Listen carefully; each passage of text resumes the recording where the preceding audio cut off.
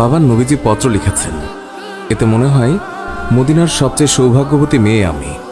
মেয়ের মুখে এই কথা শুনে বাবা আলহামদুলিল্লাহ বলে ওই সাহাবীকে ফিরিয়ে নিয়ে আসলো।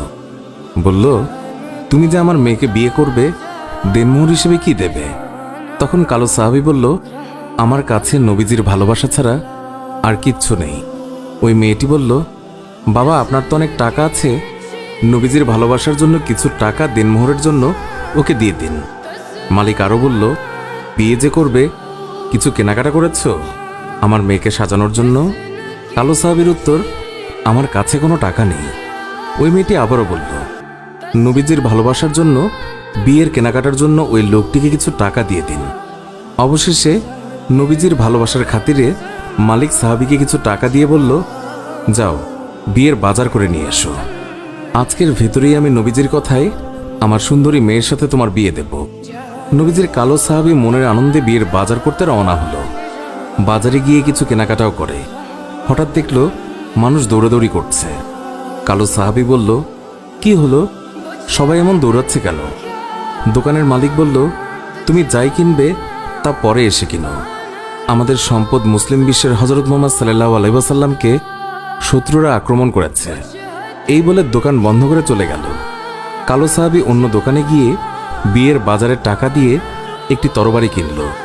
হঠাৎ আবার মনে হলো সেই মদিনার সুন্দরী মেয়ে তার জন্য অপেক্ষা করছে। তখন নিজেকে বোঝালো, যেই নবী না হলে আমি হতাম না, এই দুনিয়া হতো না, সেই নবীর চেয়ে সুন্দরী মেয়ে আমার কাছে বড় হয় কিভাবে? এই বলে নবীজির কালো সাহাবী তলোয়ারটি নিয়ে যুদ্ধের ময়দানে চলে গেল। কিতাবে আছে, ওই যুদ্ধে নবীজির ৭০ জন সাহাবী শহীদ হয়েছিলেন, তার মধ্যে কালো সাহাবীও একজন। নবীজি অশ্রুসিক্ত হয়ে বলল, আমার আদরের সাহাবীদের রক্তমাখা অবস্থায় দাফন করে দাও। কিয়ামতের ময়দানে আমি আল্লাহর দরবারে এই রক্তমাখা শরীর দেখিয়ে কোটি কোটি গুনাহগার উম্মতের নাজাতের দাবি করব। হঠাৎ নবীজির চোখ পড়ল কালো সাহাবীর দিকে, রক্তমাখা শরীর নিয়ে এসে পড়ে আছে। নবীজি চিৎকার দিয়ে বলল, এই আমার কালো সাহাবীর লাশ, আজকে তার তো বিয়ে হওয়ার কথা ছিল। কয়েকজন সাহাবী বলল, হুজুর, আপনার কালো সাহাবী বিয়ের বাজার করতে গিয়েছিল, কিন্তু যখন শুনল শত্রুরা আপনার উপর আক্রমণ করেছে, তখন সে যুদ্ধের বাজার করেছে। নবীজি কান্না বিজড়িত অবস্থায় কালো সাহাবীর দিকে তাকালো।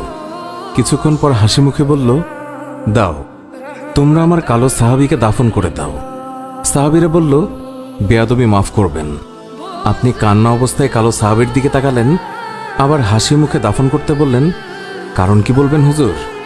নবীজি বললেন, তাহলে শোনো, আমার কালো সাহাবী বিয়ের বাজার দিয়ে যে যুদ্ধের বাজার করেছে, আমার ভালোবাসায় ইসলামের পথে শহীদ হয়েছে, আমি তাকে তাকিয়ে দেখি ওই হুরে মদিনা বেহেশতের হুর হয়ে তার সেবা করছে। সুবহানাল্লাহ।